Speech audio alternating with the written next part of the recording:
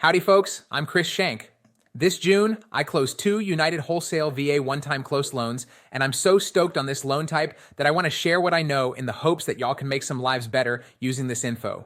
For those who don't know what I'm talking about, a OTC loan begins as a construction loan by which a borrower secures funds to purchase or refinance a parcel of property and then build a home atop that lot. Once that home secures its certificate of occupancy, the loan automatically converts into a VA 30-year fixed-rate loan. The benefits for your clients are pretty substantial. For starters, there's only one closing, which means only one set of closing costs. Usually, in a home build situation, your client needs to close first on the construction loan and then refinance into their long-term loan, which obviously has its own associated costs. Next, we have rates.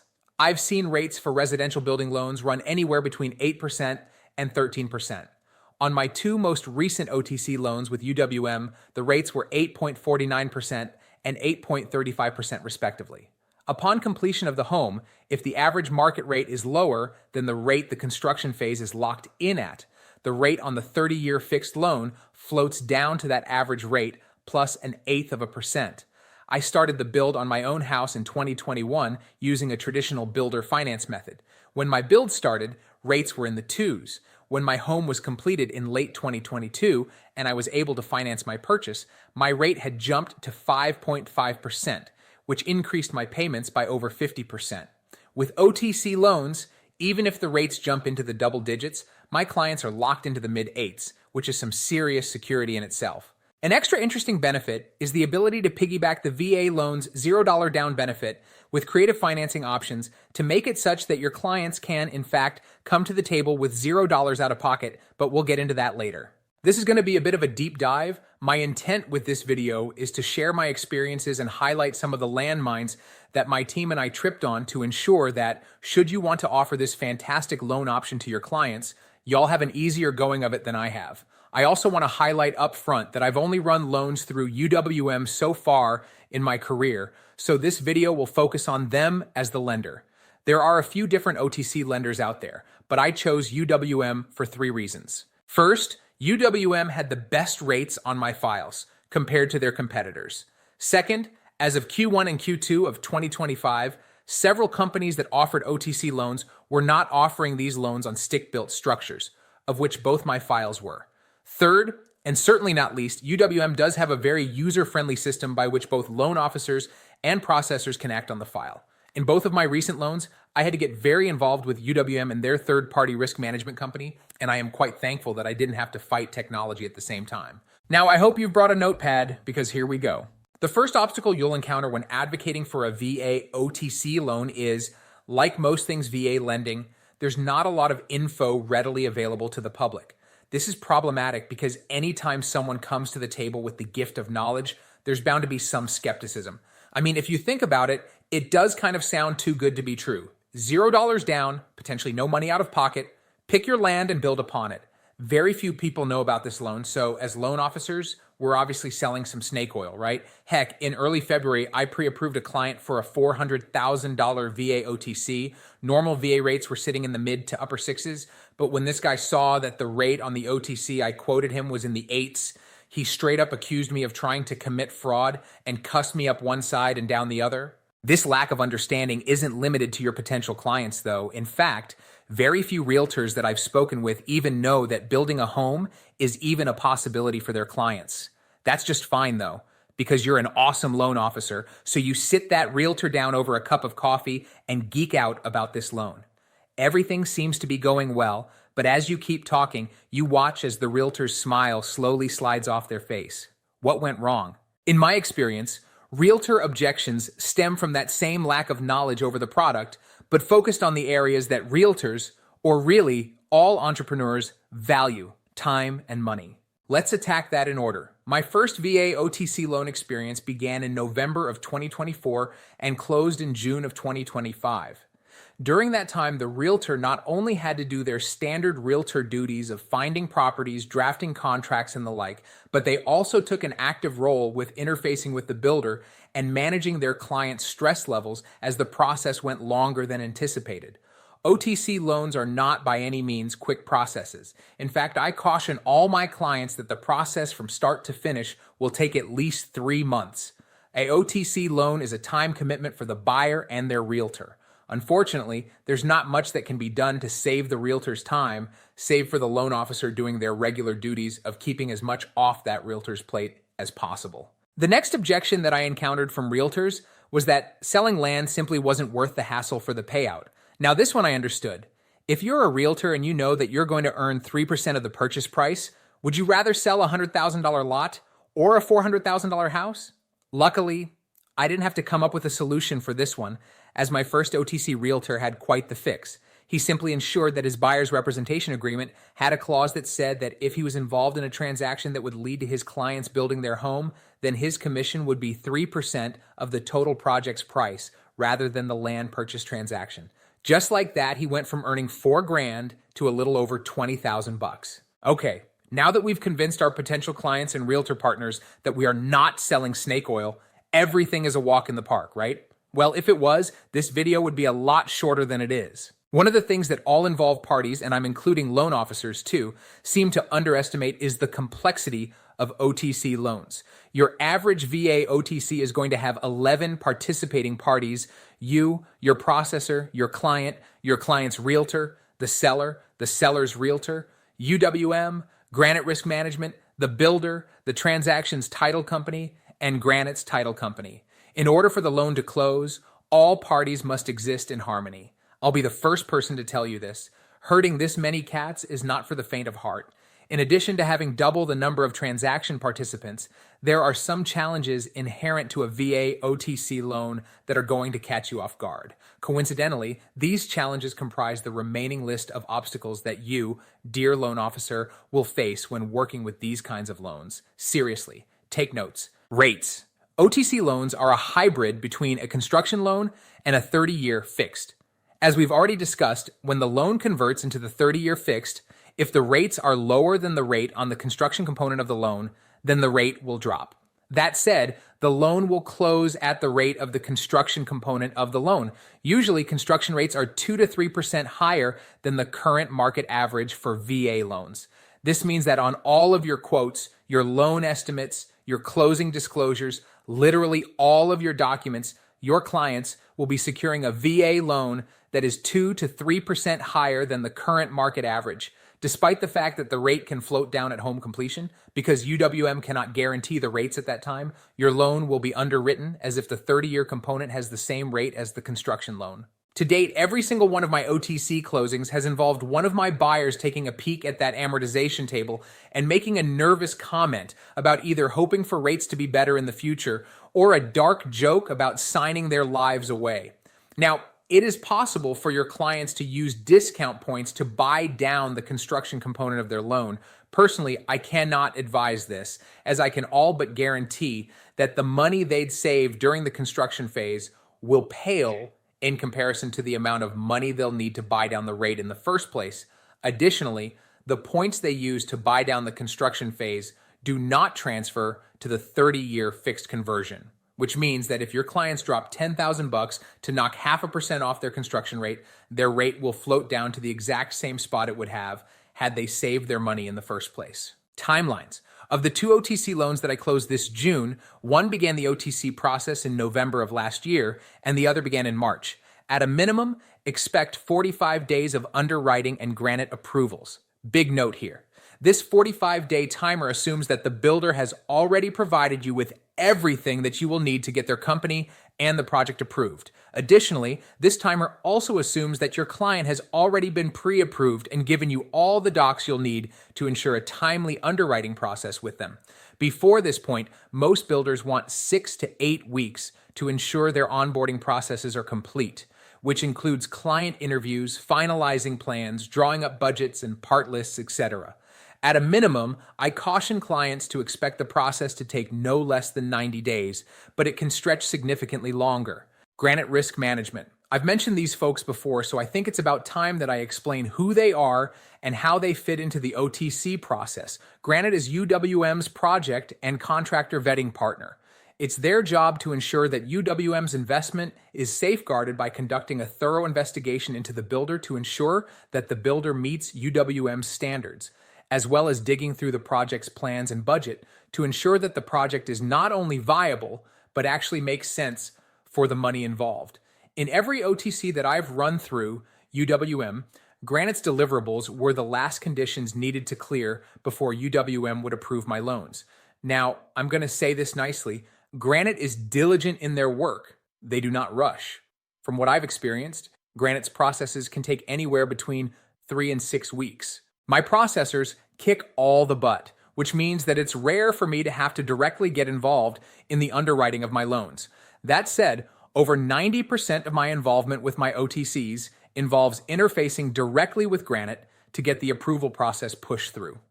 Side note, I may twitch anytime I hear the word Granite, but I genuinely understand the challenges they face. Folks, this company has been sued a lot, and it's rarely a result of wrongdoing on their part. Say a builder screws up and a build fails, Granite is going to unfortunately be a party to the resulting lawsuit because it's their responsibility to properly vet the projects they oversee. And 9 times out of 10, the builder is going to try to shirk responsibility to their failure over to the folks holding the money.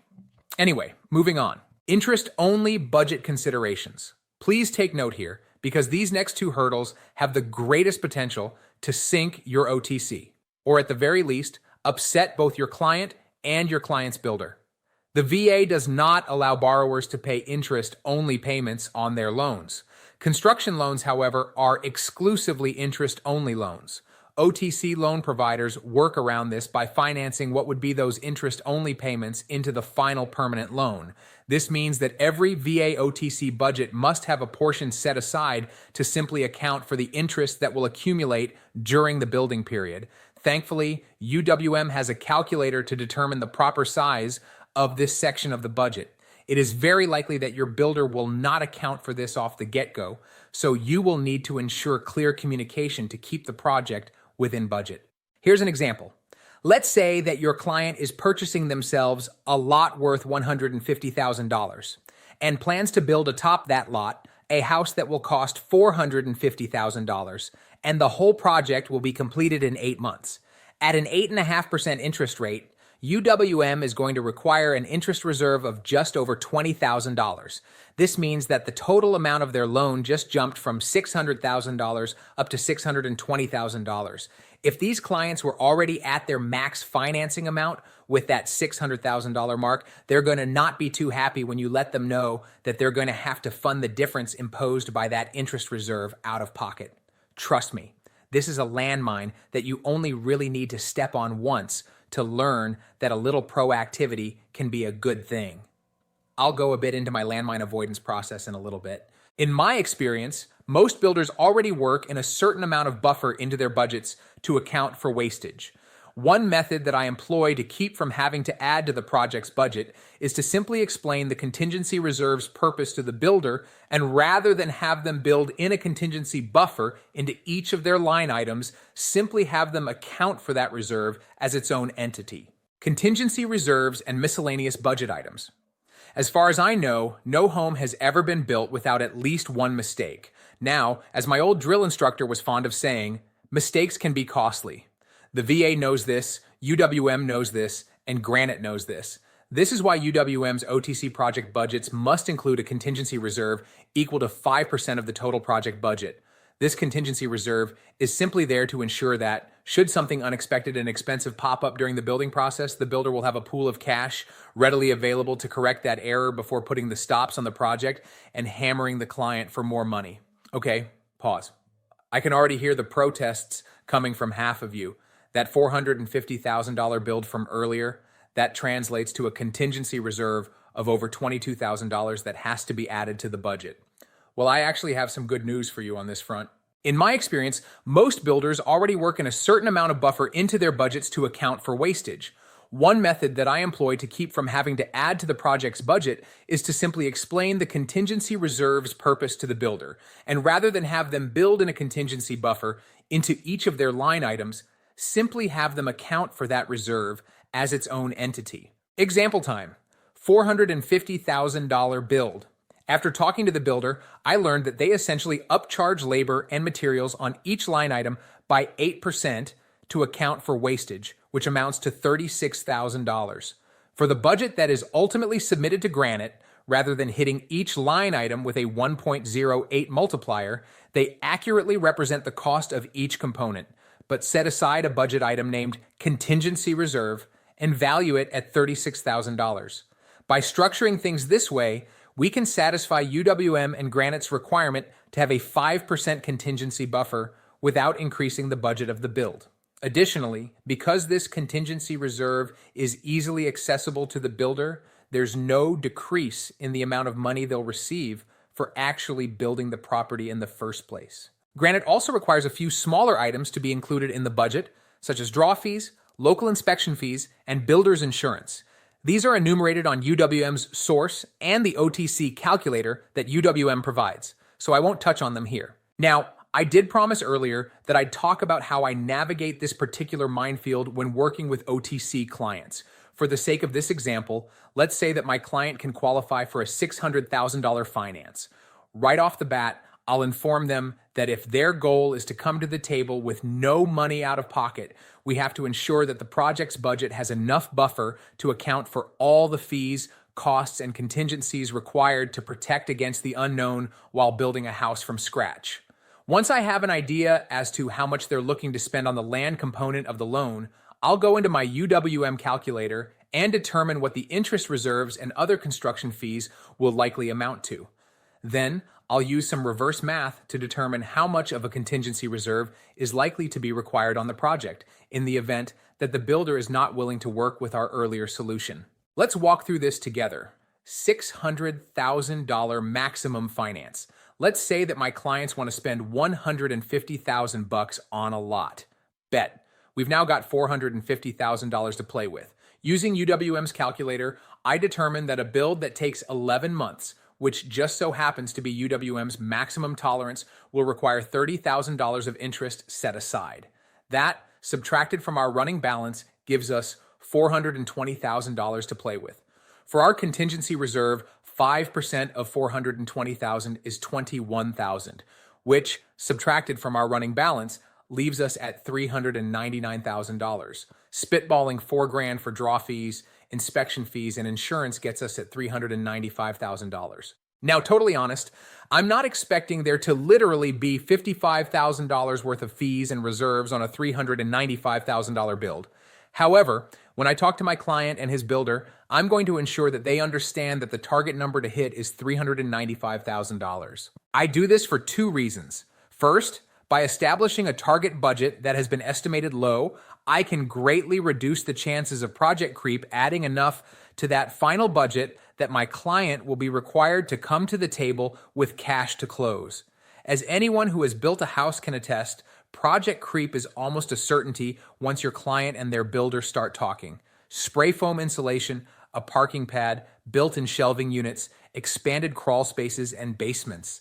It's like when you go to the grocery store to pick up some milk and eggs, and you come home with some steaks, cookies, paper towels, and a bag of chips that called to you from the end cap.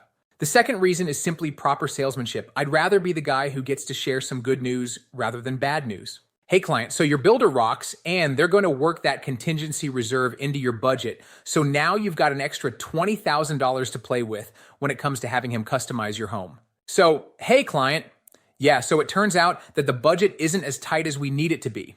I'm going to need you to work with your builder to scale back some of your build, or you're going to need to come to the table with some cash to round out the difference. One of these conversations is clearly better than the other. Full disclosure, on my first OTC loan, I had to have that second conversation, and it sucked. What really sucked is that I had asked the builder at the beginning to leave some space in the budget for those extra fees and budget items. Unfortunately, I made this ask while simultaneously giving them the full budget, and you can guess which part of that conversation was most memorable. Okay, folks, we just have a few more challenges to address. Rate locks. This one is a bit of a catch-22. The budget calculations I just identified are calculated based upon a specific interest rate. To that end, it makes sense to lock your rate around the same time that you run these calculations, because if you make those calculations, float your rate, and that rate jumps up by 0.25%, your numbers are definitely going to be off. On the flip side, If you do lock your rate and the contractor runs into challenges with the budget, or if Granite's processes take longer than anticipated, someone is going to be staring down lock extension fees. Full disclosure, I secured a 45-day rate lock on my last OTC to secure some additional lender credits for my client. Unfortunately, Granite's contractor review hit a snag, and we needed to secure a 10-day rate lock extension. In the end, I ate that $1,400 price difference because I didn't believe that my client should have to pay because none of their builder's references responded to Granite's outreach. Moving forward, I plan to run all my clients' rough calculations at a high average rate, such as 8.5%, and only secure my 45-day lock the day that I submit everything to Granite. This way, it gives all parties as much time as possible to complete their assigned tasks with the least amount of risk that an unanticipated delay could derail my goal of getting folks into a house without any money out of pocket. Closing costs saved the best for last. On average, my OTC closing costs run between 1.8 and 2% of the value of the loan. This includes underwriting, third-party processing, title expenses, the appraisal, transfer taxes, and the like. As with any transaction, the seller can contribute toward closing costs. Because these are VA transactions, there is no limit to how much money the seller, or anyone really, can contribute to those closing costs. Now, we're not going to take the easy way out, so let us assume that the seller isn't covering any buyer costs. What now? Turns out, UWM will allow for builder credits, which are treated as seller concessions, so long as they respect the loan program's seller concession limits, which for VA loans is 4%. Actually structuring the credits is easy. UWM and Granite simply need a contract amendment enumerating those builder credits, and they're simply paid at closing straight from the project's budget. Just for clarity's sake, I'm going to repeat that part again. Builder credits are paid straight from the project's budget. This means that if you want to have the builder cover your client's closing costs, you need to have a conversation with the builder ahead of time to ensure that their budget accounts for this expense at closing. In my experience, I haven't yet had a builder balk at covering closing costs and simply buffing up the numbers in their budget to account for their lender credit. That said, you need to ensure that your budget calculations account for this increase in project cost, as it does nobody any good if the project runs all the way up to the limit of the budget, to the point where your client will need to bring cash to the table to cover a price increase caused by a builder credit. Wow, total knowledge dump. Well, folks, congratulations. If you've survived this video up to this point, you now likely have a grasp on some of the complex actions and relationships that go into a OTC loan. Totally honest here, nothing is going to prepare you for these loans better than getting locked into one yourself, breaking things, and hopefully coming out the other end with some shreds of your sanity intact. That said, what I've covered up to this point is simply to lay some expectations for you and your clients. Next, I'm going to walk you through the OTC lifecycle and provide a basic framework for you to follow to get you all the way to the closing table with as few headaches as possible. Okay, for you note takers out there, before I continue, I'm going to list out the 8 phases of an OTC loan.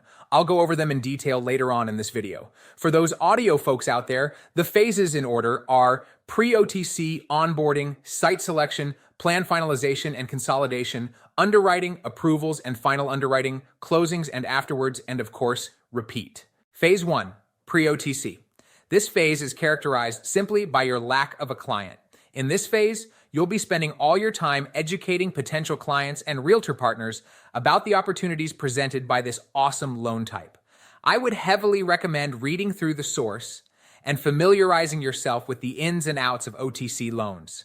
Being fully prepared won't 100% protect you from anguish during the loan, but if you're going to screw up, at least don't do it over something preventable. Speaking of documents, you should visit the source and download the contractor review package and the project review package.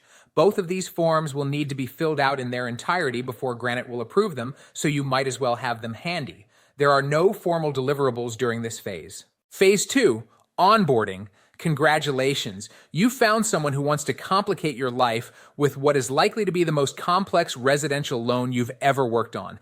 Get excited, folks. This phase is characterized by the presence of a client, but said client does not yet have a property in mind. This is your standard pre-qualification phase with a few significant adjustments.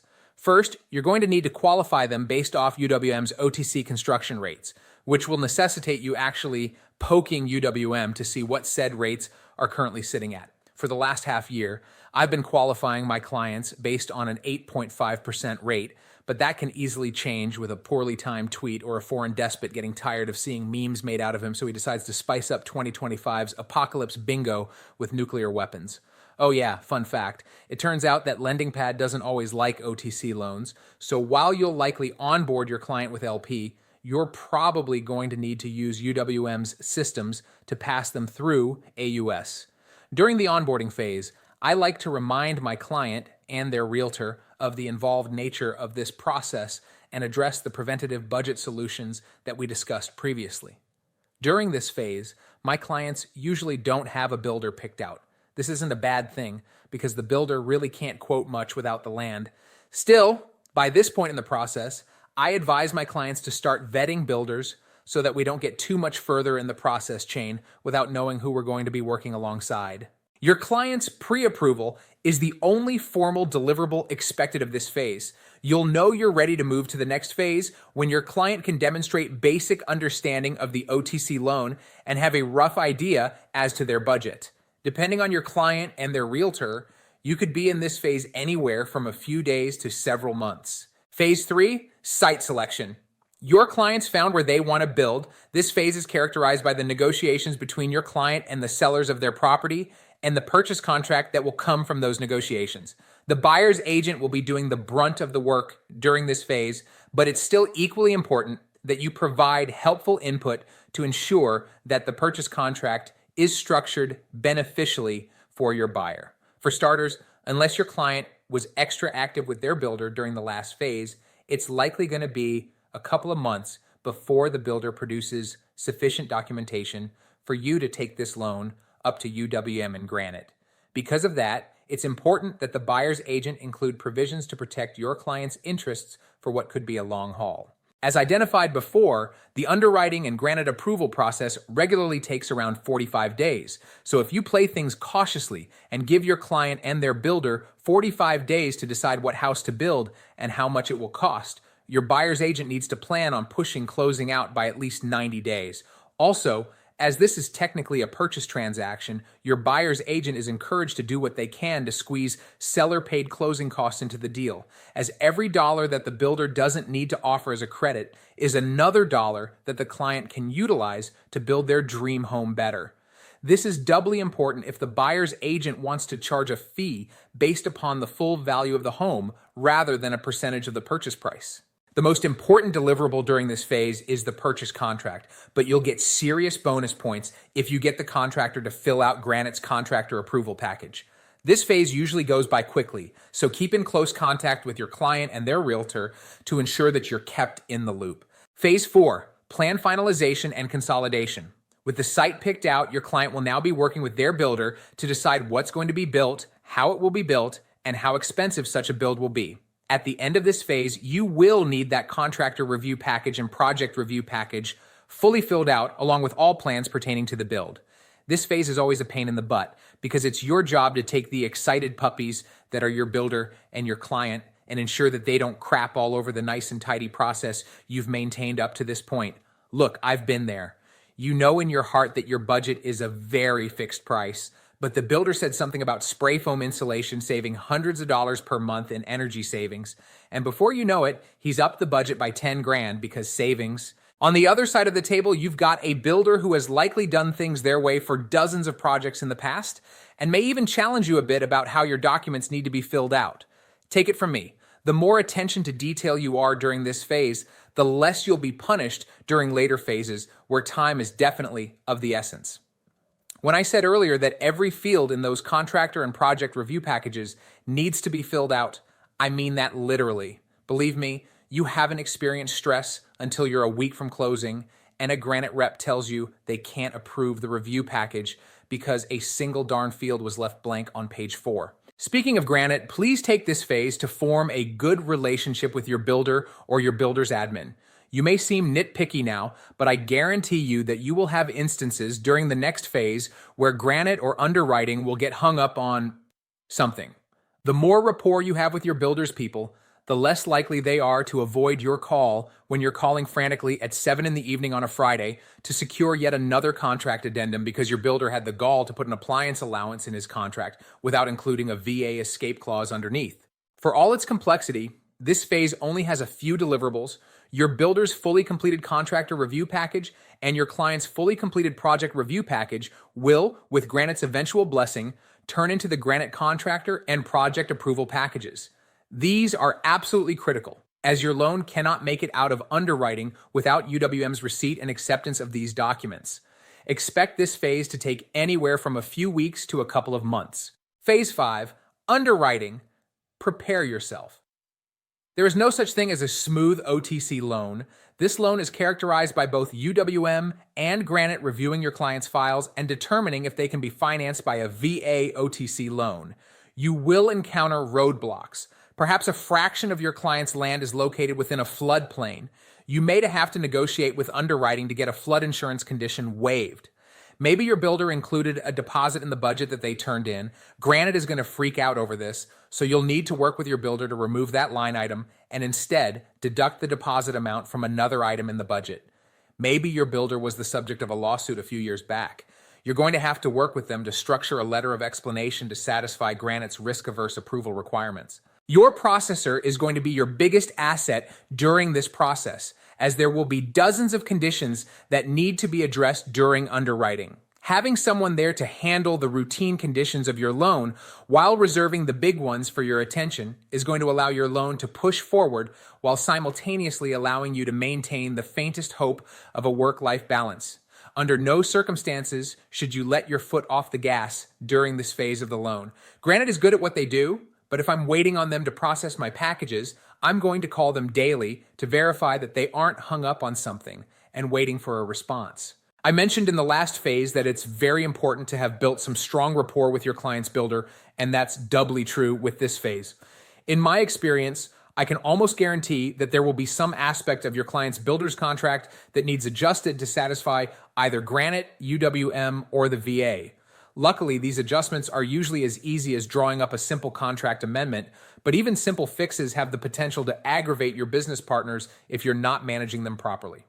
There's going to be a lot of activity during this phase, but it's all going to boil down into securing Granite's contractor and project approval packages. Expect this phase to run around 30 to 45 days. Phase 6, approvals and final underwriting. Once Granite gives their approval, you've still got to pass said approval over to UWM and allow them to knock out their final loan approval process.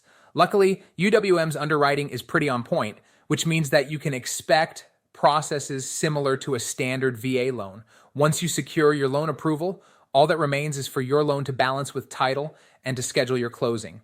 Unfortunately, because OTC loans are so rare, it's likely that your title partner will not have experience with balancing such a complicated loan.